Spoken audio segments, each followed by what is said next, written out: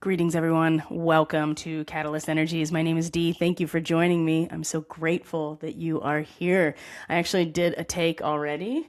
Um, and I had my beanie on, and I realized I've been wearing this beanie, my yellow beanie, for days and days and days on end because it's been so cold. And today is the first day that daytime temperatures will be above freezing for who knows how long. So I was like, you know what? I'm going to take the beanie off. And yeah, I'm certainly having a hair day. But I don't care because that's not why we're here. So, welcome to Catalyst Energies and welcome to this December 2025 Solstice seasonal forecast / transmission. We have a couple of things to go over, not the least of which is the astrology of the next couple of months. It's going to be big. And, certainly you could think that is clickbait because you could say that about everything and then draw people into, just how momentous things are. But truly, the next couple of months astrologically will prove to be very intense and just really exciting. When I was going through my notes, right, and just preparing, going through the months ahead, teasing out the main transits, the main themes, I just kept thinking to myself, hell yeah. Yes. Wow. Finally, right? By the time we get to the next quarter, which will be the equinox in March, everything will be moving direct in terms of the planets. And I mean, there's just so many, not so many, but there are enough really big transits that are happening that by the time we get to the spring, things are going to really start popping off in a way that we can actually, that's very tangible, I should say. So before we get into all of that, I just want to take the moment as we're here at the beginning to thank you if you're new here. And so take the time to subscribe, to like this video, especially if you are a regular and you like these videos, take the time to subscribe, to hit the like button, certainly commenting, sharing the content. It all helps the algorithm. I actually was going to do this forecast as an exclusive for the Catalyst membership. And I was really feeling like it needed to be more public. And I did get some feedback from the membership that was totally fine. And in fact, one person's like, the people need to know. So I took I followed their lead and I'm putting this out publicly. So another thing I'm going to mention right out the gate is that I am offering 50%. It's not set up yet. I will be offering a 50% discount on premium membership for Catalyst membership, which is where you get all the benefits of membership. Plus you get your own personal mini reading every month, every 4 to 6 weeks, roughly. It just depends on how many people and what the rotation is. But I am going to be doing a 50% discount that's going to be, relevant. It's going to be active probably until the end of the Chinese New Year time period, which is actually going to be something I'm going to talk about during this forecast as well, which is going to take us up to early March, right? That's actually when Jupiter is going to station direct too. So that for me, that's a big focal point with all of this. So if you are interested in membership, it's something that you've been considering, you want to check out the premium membership and see what it's like to get your own reading as well as all the other benefits, you're going to have to be on my email list, which is very easy to get onto. You just go to the website, linked in the description box. The first thing that pops up on the homepage is a way to get on the email list. I certainly don't spam you. You basically get reminders of this content when I put it out and when I offer specials and discount codes. And that's how I'm going to offer the discount code for the premium membership. And the reason I'm bringing that up is because, obviously to promote it, but I wanted to bring up something that came up in the course of a conversation with one of my premium members. And I did this person's reading, and there was some aspects of their reading and the general reading of the membership that is going to factor into the astrology of this time period very strongly. But one of the things that this person said to me as they were detailing these bigger projects and their business expanding, their creative pursuits expanding, which I think is what we're all really focusing on just in general, right? Really stepping into the next iteration transformation or the transformed self that we're all working towards. This person said, I feel these big things coming and they're starting to actually materialize, the opportunities, the direction, but I don't feel necessarily that I am structurally sound enough yet in order to really pull the trigger on these bigger things. And that's exactly what I want to focus on. And thank you to that person. You know who you are. Thank you to that person, because that's exactly what I want to focus on with this upcoming new moon, which is on the 19th of December, conjunct the galactic center. And it's so wrapped up in the solstice because it's only a day or two before the solstice that the new moon itself is really going to set the tone for this quarter, right? The seasonal quarter, right? So the sun is going to move into the sign of Capricorn. If you're in the northern hemisphere, winter begins, right? We're at the valley, the lowest point of sunlight. If you're in the southern hemisphere, it's the opposite. Either way, this time marks a peak or a valley in which we change direction in terms of the amount of sunlight that we're exposed to, which does have an impact on the way that we, function in life and how we move through the seasons of our own life. So the new moon, we're going to, certainly spend some time talking about the new moon, everything that is surrounding it. I'm going to talk a little bit about the space weather that is current right now, just to keep us up to date on those things. A little bit about 3i Atlas, only to just remind all of us that its closest passage to us on Earth is on the same day of this new moon that is in alignment with the center of the galaxy. For those of you who are recipients of starseed readings from me or anyone else, and you really focus on that aspect of galactic astrology, you also know that the center of the galaxy is a juncture point for several starseed origins. So I'm going to spend a little bit of time just focusing on that as well, because the symbols that are connected to this upcoming new moon in Sagittarius are not going to be without the influence galactically, right? And so, of course, starseed people, which tends to be anybody who's drawn to this channel and drawn to the work that I do, I'd say that 98% of the people tend to have the markings in their chart. So it's just about everybody who's listening.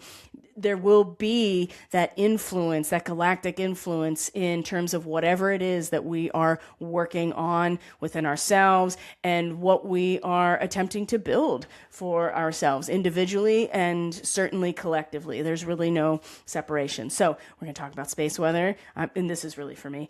Space weather, we're going to talk a little bit about 3i Atlas to just kind of show you, just to be like, oh yeah, there's a visual of like the comet passing. And it doesn't matter if you think it's a spaceship, if it's a natural comet. I would encourage you to look into more of the theosophical and anthroposophy, right? Rudolf Steiner, the mystery school, regardless of what you think about it, if you follow it or not, and this is cross-cultural, cross-historical, these comets, these interstellar visitors, regardless of what they are, they tend to have a profound impact on the consciousness of humanity. And so the fact that this interstellar object is passing so close to our planet on the day of this new moon at the solstice is very impactful. And the transits that are following throughout the next couple of months are major. They're huge, right? There's a couple that are just like, wow, this hasn't happened in thousands of years, right? So, and then the fact, too, that in February, the eclipse cycle is exactly lined up with the Chinese New Year. And we're finishing out the year of the snake, coming into the year of the horse, the fire horse. So that particular transmission and forecast, the Chinese New Year, the year of the fire horse, that will be exclusive to the membership. So that's something that if you are interested in and you want access to, you may want to consider taking advantage of that 50% off. And I'm not sure how long I'm going to make that for, a couple months probably at 50% off, just so people can get a sense of what to expect and really evaluate the value of membership before the price goes back up. So everything's in the description box in terms of information, websites, membership, sign up, blah, blah, blah, blah, blah. So now, with that being said, let's get right into it. So this new moon Okay, the Sabian symbol. And if you're not familiar with the Sabian symbol, right, each degree in Western or tropical astrology has an image or a symbol or an archetype connected to it. And this is something that was intuited by a mystic and a medium in the early 20th century. And then Mark Edmund Jones was the person who, it was transcribed to him, and then he wrote a whole book. And then it's been expanded upon by many people, but one of which is Dane Rudger. He's kind of like my main astrological spirit animal. He's, mentor. And like, I didn't study with him personally, but I've read a lot of his stuff, and I really resonate with the way that he practiced astrology. And it's so interesting to me that, early and mid 20th century astrologers were people who were PhDs and had strong academic backgrounds and were very studied and very researched as well. And I think that's very interesting, considering now that astrology has been shunted into this space of, according to science, and academia, that it doesn't have any value, which is so untrue. Anyway, the smartest people used to be engrossed in the practice of astrology. So, and that wasn't any different even in the early 20th century. So Sabian symbols, every degree has a symbol that was intuited by this person named Elsie Wheeler. She was a medium and a mystic. So 28 degrees. 29 degrees. So 28 to 29 degrees. Not only is it in direct alignment with the center of the Milky Way galaxy, the Sabian symbol is quite interesting. It's kind of funny, actually. So, one other thing that I'm going to talk about. I'm sorry. I know that this is me jumping around, but it's for the sake of my own organization too. We're going to talk a little bit about 5-element theory, Chinese medicine, because that is really important right now as well. So we'll get into that as I go through everything. But the degree of the new moon on the 19th, 28 to 29 degrees Sagittarius, right? We always round up for Sabian symbols. The symbol is a fat boy. A fat boy mowing the lawn of his suburban home, like in a really nice neighborhood. Okay, so just kind of picture, chubby little prepubescent boy going out into his really nice suburban home on his cul-de-sac and having to mow the lawn, right? The idea here is that as we move into Capricorn time, which is something we want to focus on because Mars is in Capricorn. That's something that's going to come up quite a bit and continue, right? The sun will come into Capricorn, Mercury will come into Capricorn, Venus will come into Capricorn. There'll be a lot of this Capricorn energy, which is basically like time to put your big kid pants on and get to it, right? Time to, go into boss mode, take care of business and handle it, which is very Capricornian, right? It's boss mode. As Sagittarius, that transition time in from Sagittarius, which is very optimistic, right? But it's all hot air, right? Sagittarius is optimistic. It's broad spectrum thinking. It's understanding. It is wisdom, right? And a lot of times it's more of the spirit of the law, right? It is the coal fire that is hot enough to actually transform, right? It's the friction of relationship that creates the catalyzing force to actually alchemize a situation.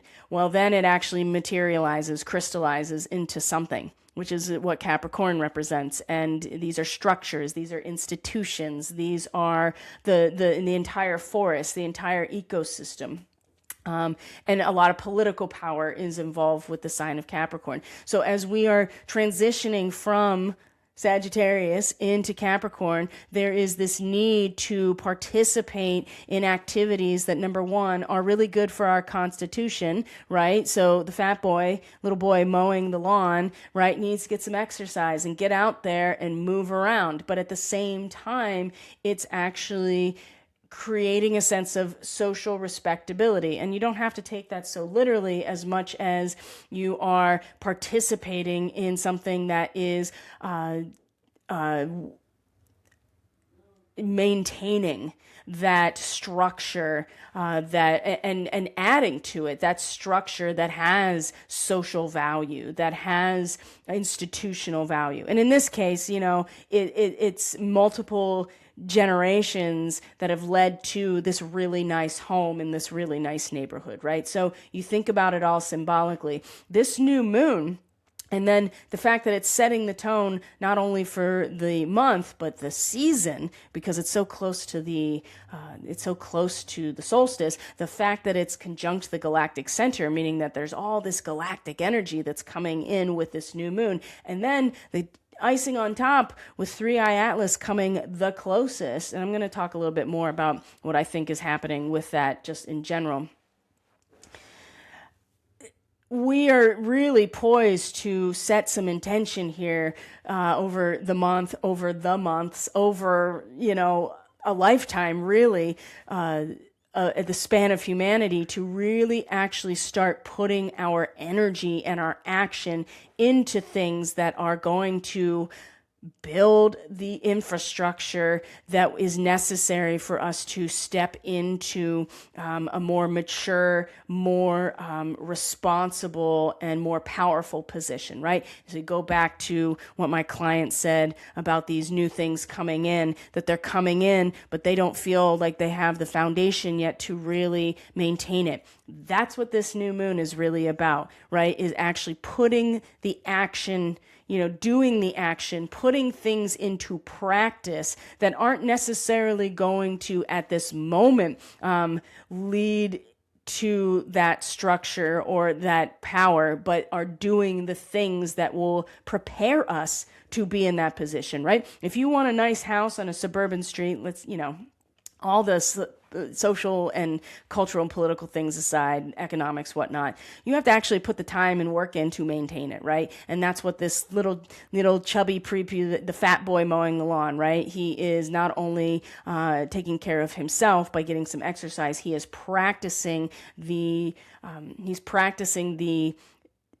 actions that are necessary in order to not only build that, but to maintain that, to be responsible for that. And that is what I feel like this new moon is really about. And it's not just individual, it is actually in certainly in the sense of humanity, right? A community, maybe an extended family. Where's Capricorn in your chart, right? That's going to tell you what area of life this might be really coming to fruition, right? It might be materializing, but also at a galactic level, like humanity in our evolution within the cosmos is also going to be part of this as well. So as we move into Capricorn season, Mars is already here. The sun's going to come into Capricorn.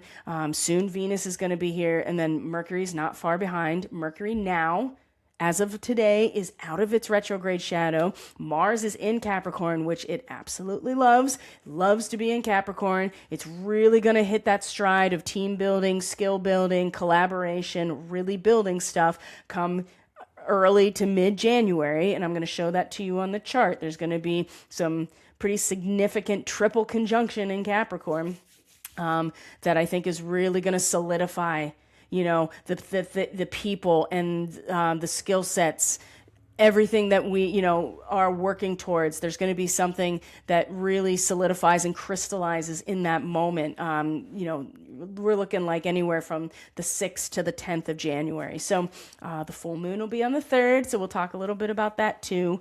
But things are starting to plug along. And this time next year, I don't think we're even going to recognize the life that we're in right now, and that's going to be personal, that's going to be communal, that's going to be societal, and perhaps that might even be our role within the cosmos. I don't know. But what I do know is that things are about to really pop off, and multiple people that I've interacted with, they're all feeling it. Springtime, right? And that's not just because springtime is the time of renewal and, birth and all that stuff. Like, there is something about March into April specifically where things are going to start really moving. And right now, and especially even in the course of the next couple of months, is the time to really start putting those things into action. What is it? What are you, picture yourself as the little fat boy and think about what is it that represents you getting out there and mowing the lawn, right? And it can be a practice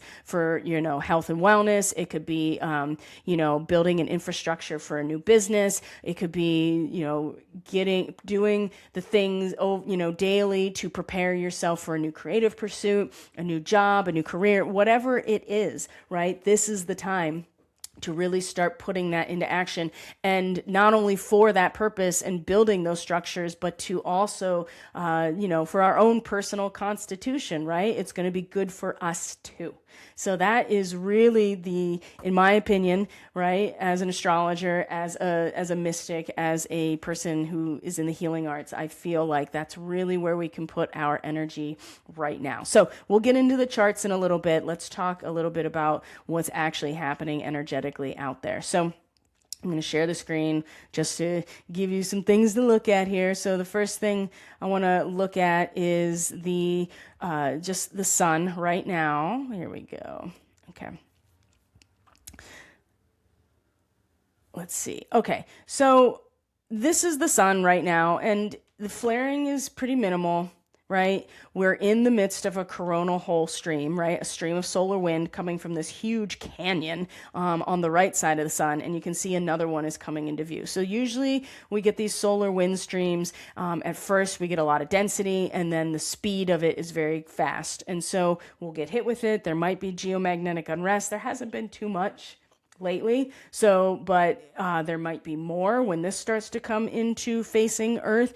There might be some flaring in the meantime that could certainly aggravate this. It's just something to be aware of. So you remember when 3i Atlas at the end of October was at perihelion, it was at the closest approach to our sun, and it was on the other side. And then there was all of this, people got really sick. Right? You remember people were getting infections, they were getting ear infections, they were getting the flu, there were several bouts of pneumonia going around, people were getting really sick. And I feel like that the solar energy that was getting blasted at us, and we had some really intense solar storms during that time, was really helping purge things out, right? Now that 3i Atlas is coming close to Earth, I'm feeling that same general vibe, but it's way deeper in. So this is what I wanted to talk about, the 5-element theory. First, we're just gonna look real quick at 3i Atlas passing,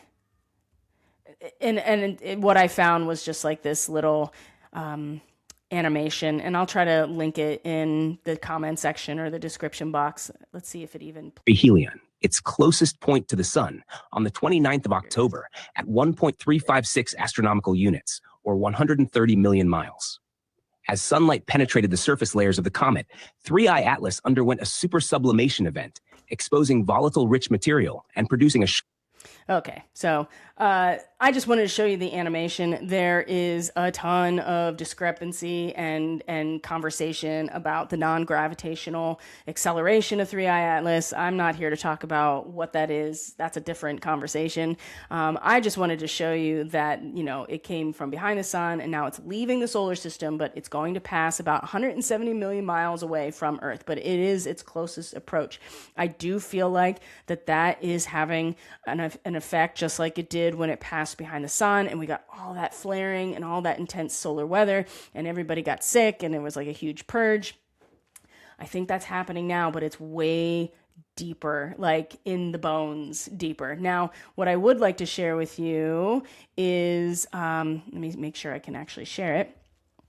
And I've talked about this many times, and this is because I am in the healing arts. I'm a body worker. I'm trained in Chinese medicine in terms of shiatsu, and practice it for myself. I've had plenty of acupuncture and herbal remedies over the years, and I utilize this quite frequently in my own life and then with my clients. And what's the point about talking about any of this stuff if you don't understand how energy works within and around your body? And so this is why I like to focus on things like this. So all right, let me see here. There we go. And we've talked about this before. So one of the things that I've noticed in seeing my bodywork clients and with myself is that now Granted, I am in a very cold place right now. And like I said, it has been up until today, it's been below freezing all day, like daytime temperatures. There's snow on the ground. Some mornings it's single digits, and it's very early for the season. So, any of you who are in the northern hemisphere, especially Midwest to Northeast, you are very aware of this. So, it's not the same everywhere else. But in the northern hemisphere, it's the time of the year. It's winter. It's coming into winter, and so the organ systems that are most affected at this time of year are the kidneys, right? And that has a lot to do with the fact that you want to nourish the kidneys because they hold your they hold your chi, your vital energy.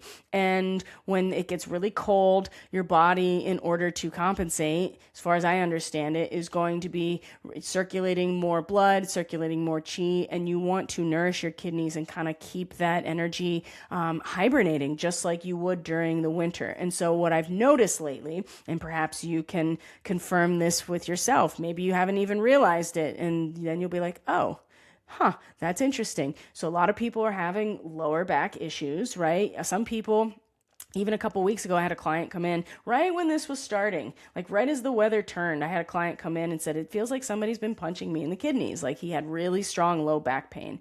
And there was no muscular tension, really. You know what I mean? Some stuff going on. And then I started seeing it. And everybody I'm seeing, not everybody, but a lot of people are having lower back issues, and they're having a lot of swelling and inflammation in the lower back, in the kidney area. I mean, for me personally, like my bones hurt. Like it's a deep pain. And I do have things that I use in order to support the kidneys. I was just kind of late getting them started, so I'm still feeling the effects as well. I think that, so this is normal this time of year. I think it's being amplified by 3i Atlas. I think that it is a much deeper purge that is coming. So what are the things related to kidney? And you can look up 5-element theory and research to your heart's content about these things. But it's the water element, right? And especially right now, it's very dry. So a lot of the internal moisture is getting sucked up too. And it's also draining out of the kidneys. But one of the primary emotions or emotional activity that is associated with kidney bladder is fear, right? It's very deep, and it's very security oriented. And remember when 3i Atlas was doing its perihelion and people were getting sick, it was a lot of upper respiratory stuff. People were getting pneumonia, people were having ear infections, having the flu, things like that, which is lung and large intestine, right? Metal. And so, which very much nourishes the kidneys. And so you can see the cycle of nourishment that goes around. I feel like that if you're having issues, especially if you're having lower back issues, if you are, and there's probably people in the comment section that can expand on this way more than I can, because I might be trained in shiatsu and a basic understanding, but there's probably other people out here that are way more adept at this and can speak more to it. But the idea here is that, especially the thing about fear, okay? And the fact that this nourishes the wood element, which the main emotional activity is anger, right? And so if this is out of balance, then this is not being nourished. And then there is frustration that's not really being expressed, right? And then you see how things get really, really out of balance. So somebody, now this is just for comic relief. So somebody recently, another person, a friend, and also Catalyst member, sent me, because I saw this person too, and we talked about this kidney stuff, and I'm seeing it a lot in people. And so she sent me a link to a restorative yoga video for happy kidneys, and I haven't watched it yet because I'm going to, because I really do need it. I know that there's a lot of value in restorative yoga. But the woman, Stephanie, I really appreciate you sending me this, and I swear this is just comic relief, but this is exactly what happened in my head. So I started watching watching the video, and it's this woman, and she's, given the information. We're going to do these, restorative yoga poses for happy kidneys. And she's on a beach in Thailand, right? And I'm like, bitch, you are on a beach in Thailand. Don't talk to me about happy kidneys when it's 7 degrees out and dry as a bone here. I was just like, what do you know about unhappy kidneys? You're on a beach in Thailand, which is not really true. But it was just funny because that's how my brain operates. And I was just like, what do you know about unhappy kidneys right now? It's 7 degrees. Anyway. But that's the thing. When it gets cold, when it gets really dry in these conditions, it really has an impact on the kidneys, and it's important that they stay nourished and they are restored as much as possible. So if you are having issues in the low back, if you're feeling like you're drying out, if you're having chronic inflammation right now, that might be part of the water element in the kidneys, like having some issues, and you might want to look into something like that, right? Some restorative yoga for the kidneys. Maybe seek out your an acupuncturist or an herbalist to help with those things. So that just came up as something at this time period that seems really important. And the fact that it's related to the emotional activity of fear is really sticking to me, because I feel like that, that could really easily be triggered with people moving forward. I'm not exactly sure how, but there can be events or circumstances that could really trigger this, kind of like a tower moment type of thing. And that's something that we all should be aware of moving forward. And it's not, this is not a black pill, even though that is totally a black color, or this color here is black.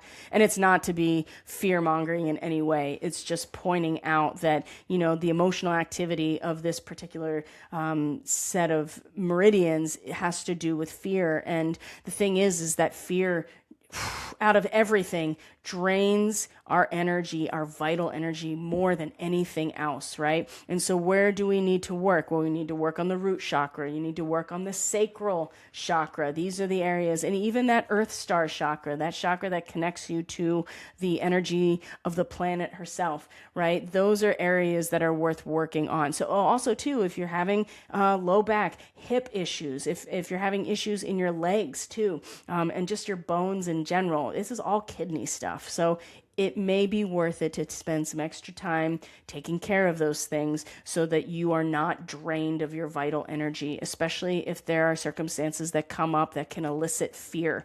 And that's not something that we can necessarily control, but we can have a say in how our energy or our chi is balanced. And that can help with those types of situations. Okay, so that's the 5-element tutorial for the day. And now we are going to move on to the astrology. So, of course, if you have any questions about anything, you have any comments, you know where to leave comments. But also, too, feel free to reach out. My email's in the description box if you have concerns, if you are interested in a reading but you're not sure what to do. There's also like a contact, submission page on my website as well that you can also submit questions to as well. So stop sharing.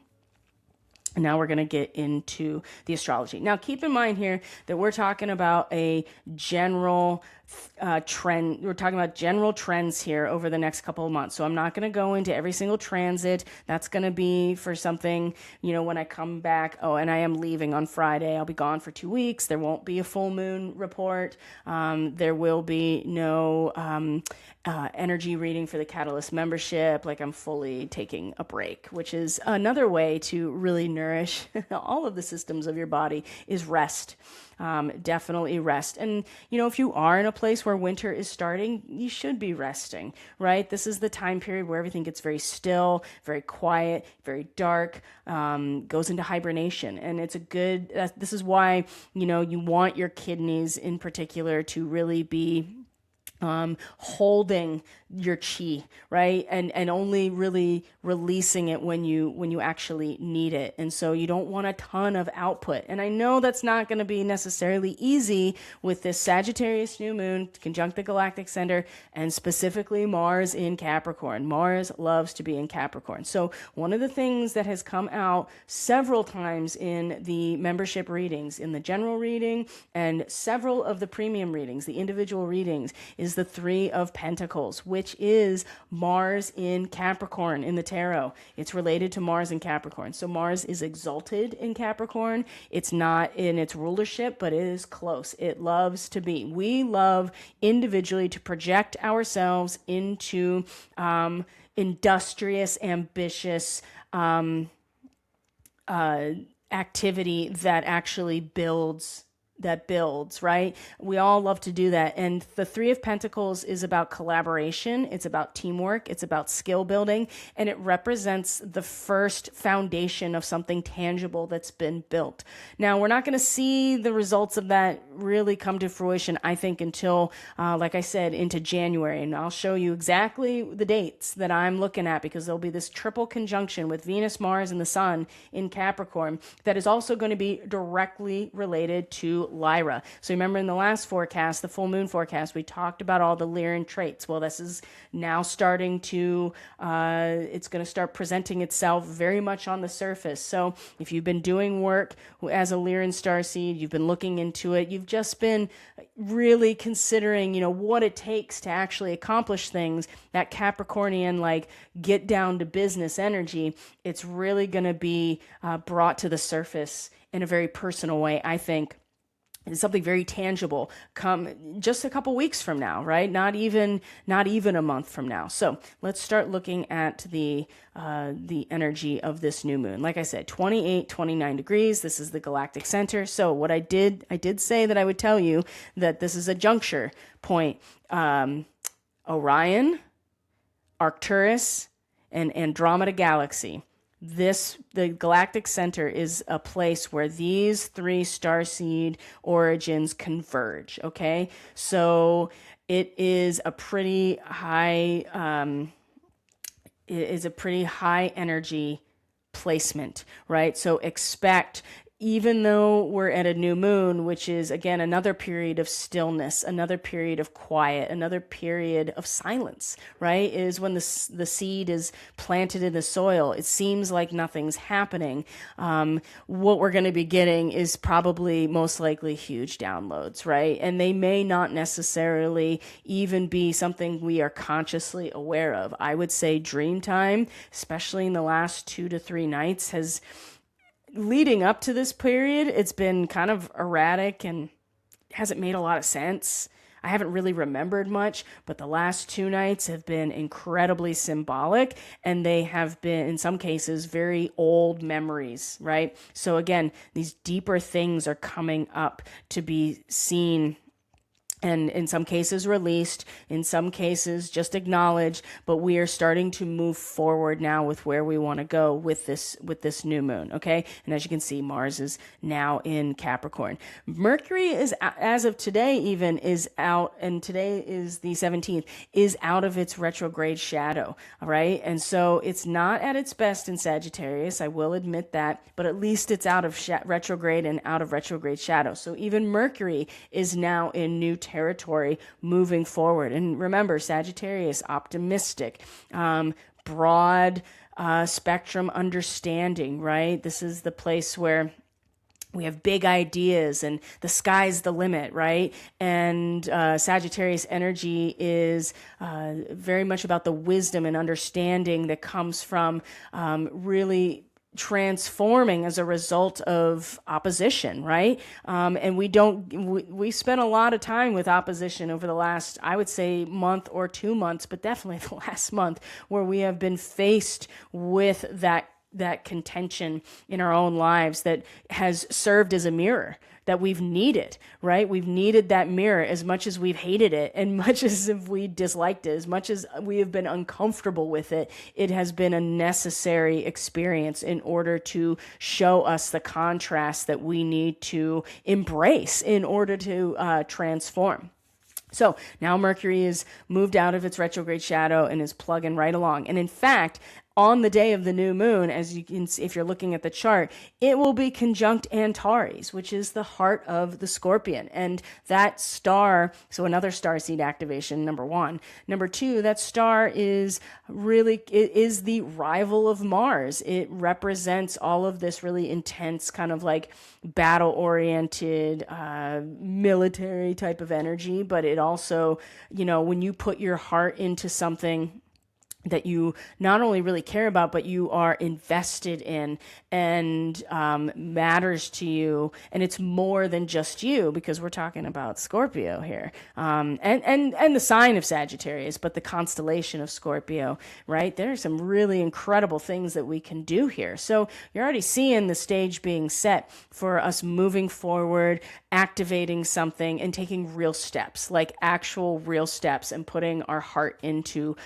something. So that's there's the new moon right there. So let me close out a couple things here, because they tend to take up processing power on my little laptop here. So along with this new moon, as you can see, is a quincunx, or an inconjunct with Uranus. So that's the other thing. This new moon has all this optimism and sky's the limit energy. And then you have this inconjunct and a square with Neptune, which are large transpersonal energies. So just expect that there will be challenge, unexpected things that pop out of nowhere. And the placement of Uranus, even in its retrograde, right now is an interesting one too. 29 degrees Taurus, which number one is very Pleiadian, but also too represents, that you have to have both sides of a situation in order to have a full understanding. And so there's something about this here that we're not quite done with. And that's going to come out with this new moon. And like I said, this energy is going to carry through the month, carry through the season. And so you don't want to lose that optimism and that forward thinking and that momentum to take care of ourselves and to take care of that which we want to build. But there are other aspects that, there's still things that we have to contend with, right? There's more here. And this is part, I think this is part of, okay, what else needs to be addressed in order to create the foundation or the structure in order to move into this next phase. I think this sun, quincunx Uranus, certainly things will come out of nowhere that we didn't expect. And then the square to Neptune, in and of itself, is just a challenge, and you can feel very defeated. You can feel disappointed with a sun square Neptune. You could feel disillusioned with a sun square Neptune, especially Neptune now that it's direct, right? The fog is rolling in now, at least until it comes into Aries, and that's a whole other thing, which is coming, by the way. So just keep that in mind, that it's not, the new moon is not a time where you necessarily take action as much as you set intention, but that intention is going to carry with it the resonance of these difficult aspects to these larger transpersonal patterns of Uranus and Neptune. Okay, so that's just something to keep in mind as we move forward. The other thing here, as we move into the solstice, which is going to be on the 21st of December, when the sun moves into Capricorn. As you can see, number one, that there's going to be another square with Jupiter and Chiron. This is the third, I think, of the two. So this is not new, but the moon is going to create a T-square as well in Capricorn. So that's along with the sun coming into Capricorn. So I do feel like as well here with, this T-square, as with all T-squares, just represents a lot of friction. And there's a piece of the puzzle here that is called the ghost point, which over here is in Libra, which you can see there's very little representation of from Leo all the way through Scorpio now, except for this ghost point and, of course, the South Node in Virgo. This 23 degrees Libra as the ghost point is like, a rooster saluting the dawn, right? You're having like a joyous response to new beginnings. I would say here that this T square is just, again, really going to bring out the frustration and the tension and the friction about things. The placement of Jupiter, let's just say this, especially opposite of the moon, is it's one thing to be aware of the underlying. It's one thing to have a critique about a situation, right? Especially when we're talking about the role of Cancer, something that we individually feel, right? And the individual feeling is like, you can really critique or criticize how things are. You just have a sense of like where things are going wrong or what is out of balance. The moon over in Capricorn is just like, you just take the degree actually of 23 degrees Capricorn is a soldier receiving 2 awards for bravery. The idea here is that as much as we have this overall sense here of what is, intuitively of what is not working, this moon in Capricorn is just like, well, you may not actually be in control. There's no controlling necessarily. So take what you've learned, take what you've done, accept what you've done so far, and move on. And it doesn't. But the thing is, I do see this kind of triggering this sense of doubt in ourselves that we have what it takes, or we have,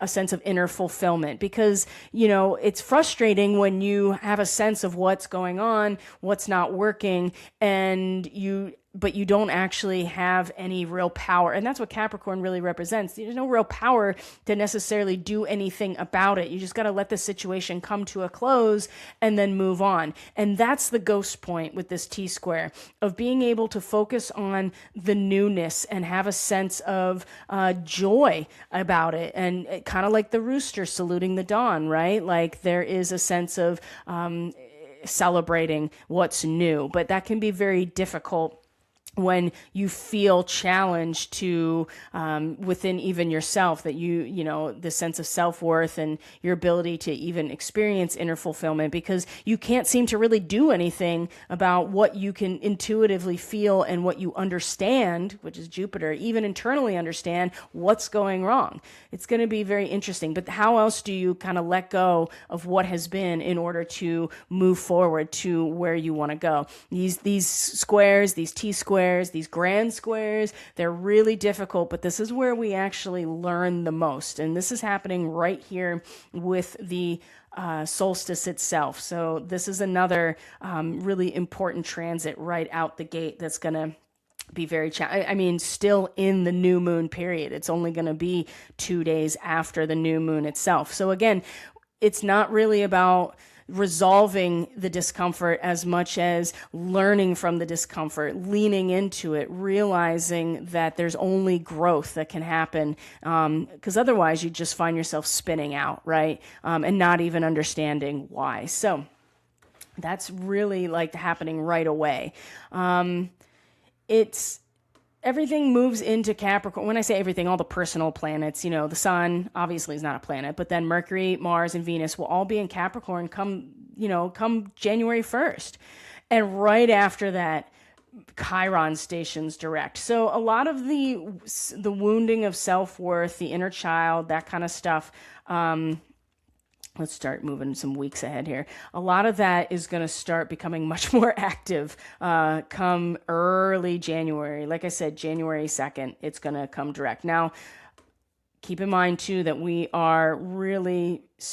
still in the Chiron return of the U.S. natal chart. I mean, it didn't go all the way back to the natal Chiron, but it was really, really close. So I'm just going to bring it back to that day so you can see what else is going on the 2nd of January. And Chiron stations direct, 23 degrees Aries. So the Sabian symbol for 23 Aries is a pregnant woman in light summer dress, right? And the idea here is that there is a sense of inner fulfillment. and Chiron representing the wounds that we have to basically overcome and then use that experience to teach and heal and guide others, is going to start becoming much more of an external experience. Now, up until this time, it's been retrograde, and even that square to Jupiter, both being retrograde, that T-square is going to be much more of an internalized experience. Now that Chiron's direct in early January, I think we're going to start taking the things that, oh boy, I'm really feeling this right now, actually, based on some recent experiences. And I just got a full body hit on this.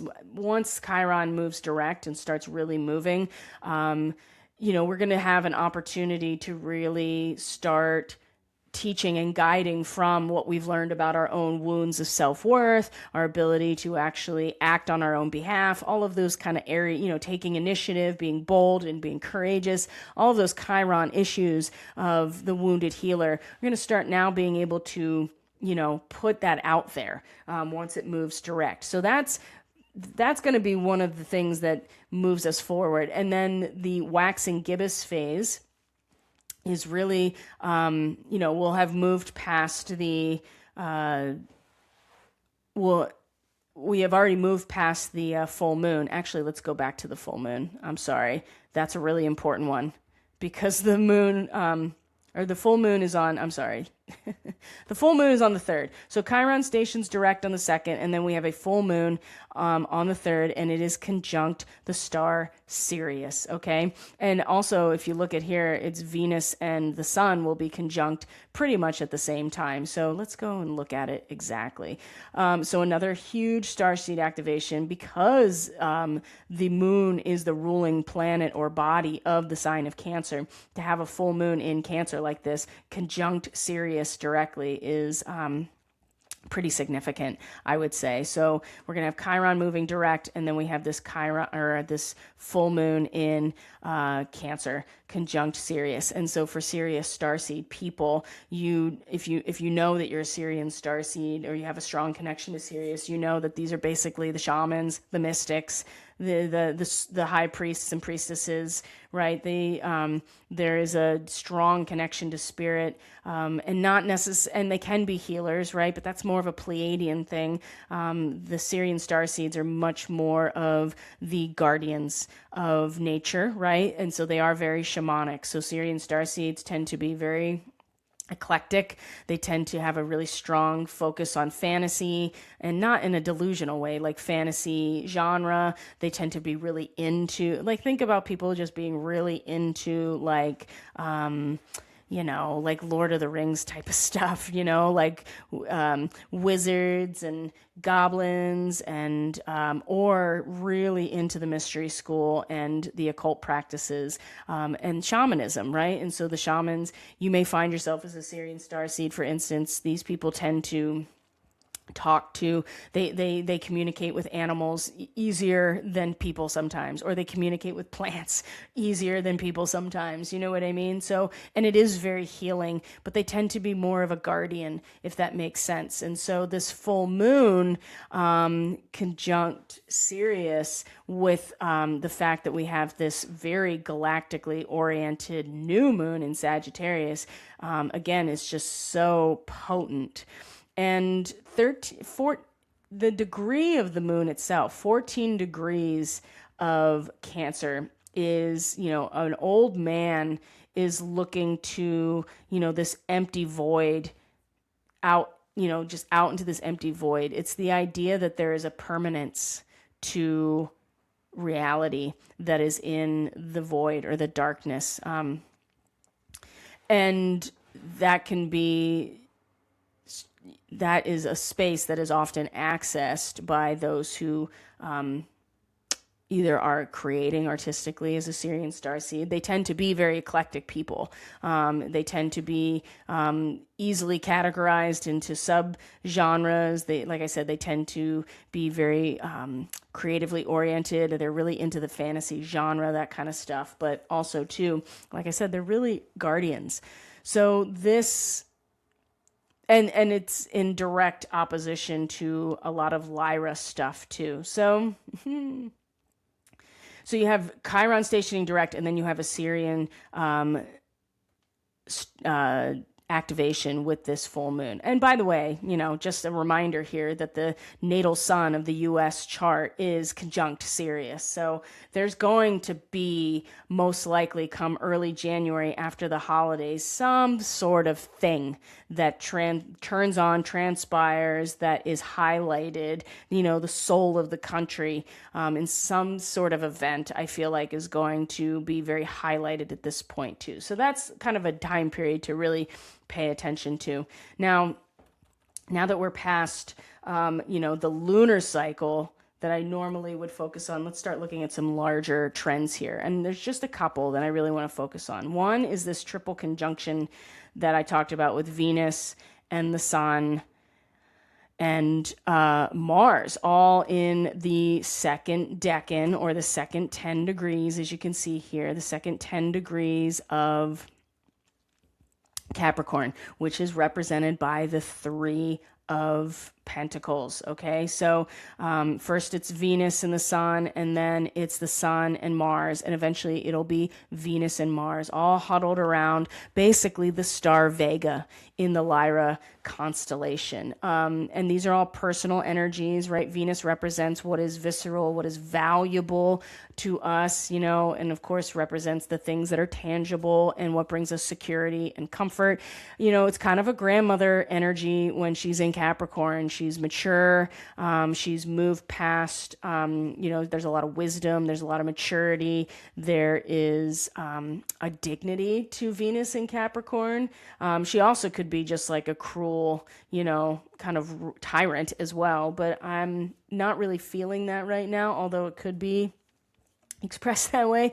And then you have Mars and the Sun conjunct, which is just going to supercharge anything that we are building or collaborating or working towards. It's just, this time period is going to be very strong in terms of that. And like I said, the Lyra constellation and the Lyran star seeds, that energy is going to be very, very present, and it's going to be very personally accessible to all of us, I think, because it's the personal planets and the Sun, which represent, how we individually feel, how we act, how we express ourselves. And the Lyran star seeds, they just are natural leaders, and they know what it takes in order to accomplish big things, and they are fearless. Now, this goes back to talking about the kidney stuff, because if your kidneys and your kidney channel and that energy is not maintained, if you're not taking care of that, fear will drain your energy, and then there'll be nothing left in order to execute these larger, powerful, strategies. You're taking action. Especially Mars and Capricorn, you're building stuff.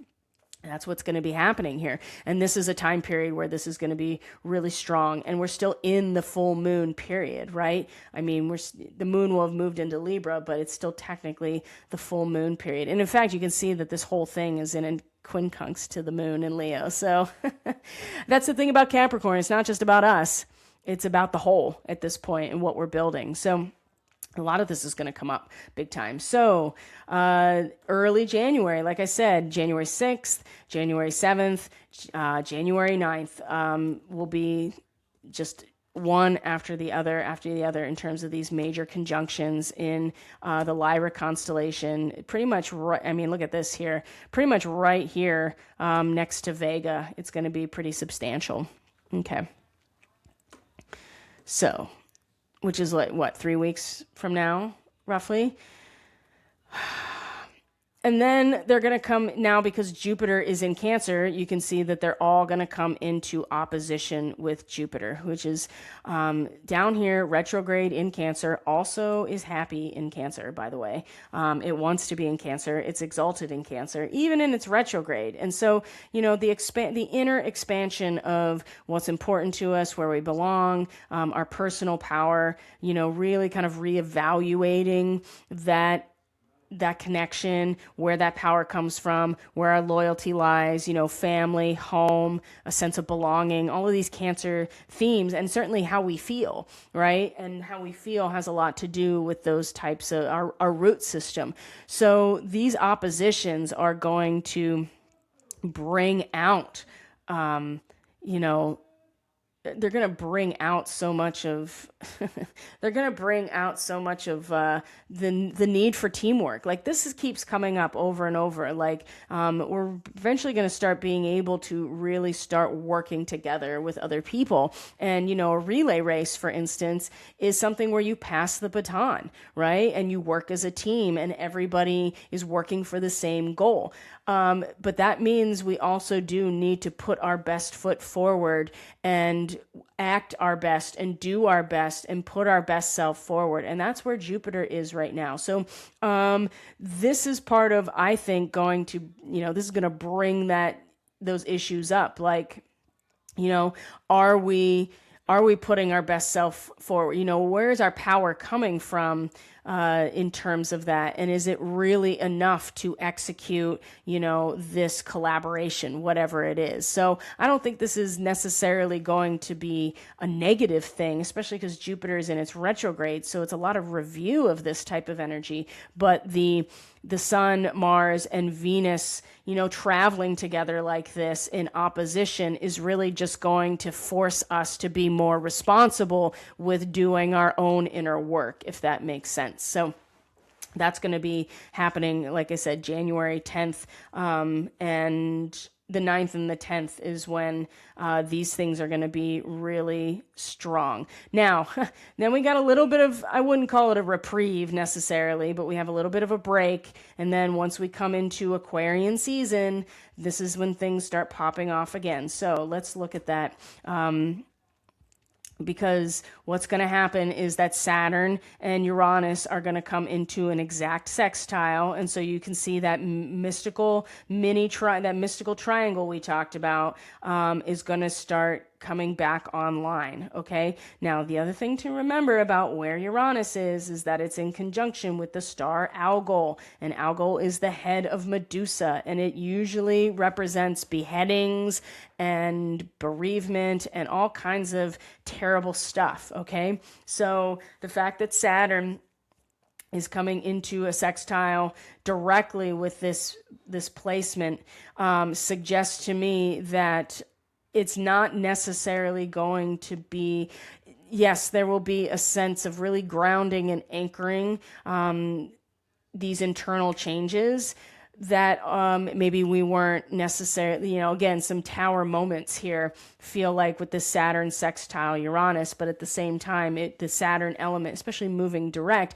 is really going to, I feel like, really anchor this energy and show us like where our abundance really is. In fact, the abundance is whatever it is that we need that's tailored to our individual needs is going to be very crystallized at this point. And it'll also, at the same time, I think, show us where things do need to change and where we do need to like just let things go and release them, right? So it may be a little unexpected, but it also seems like because this mystic rectangle, that this is a big, piece of the awakening come January 20th, right? Because right after that is when Neptune comes into Aries. Now, it's done this once before when it was direct before, but this is a little different because not only is it going to come into Aries at the end of January, but coming into February,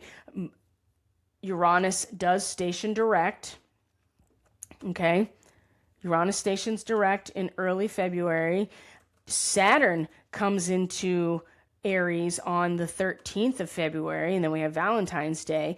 And these two come into a conjunction in the middle of the next eclipse cycle. Okay, so which starts on the 17th, by the way. And like I said, we're going to talk more about that with the Chinese New Year forecast and transmission. But I just want to show it to you while we're here that the new moon at the last degrees of Aquarius is going to be a solar eclipse, right? And that's the beginning of the Chinese New Year, is this new moon solar eclipse. Right after that, in fact, that's the 17th.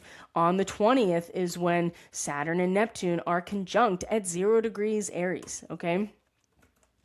This hasn't happened at this degree in, like, my understanding is like thousands and thousands and thousands of years, right? So this is a a crystallizing of a spiritual revival here, something brand new emerging out of the formless, non-differentiated realm of spirit. And both of these planets have already been in Aries once, but they weren't conjunct, and they're conjunct at 0 degrees 44 minutes. This is pretty substantial. Okay. And like I said, it's right in the middle of the eclipse window in February. So, Mercury does station retrograde in Pisces, and then coming into March, we have the full moon lunar eclipse. So the moon will be in Virgo, and the last thing that happens, it's not the last thing that happens, but really the last big thing that happens before we get to the spring equinox is the thing I've been waiting for that seems like it's really going to be the big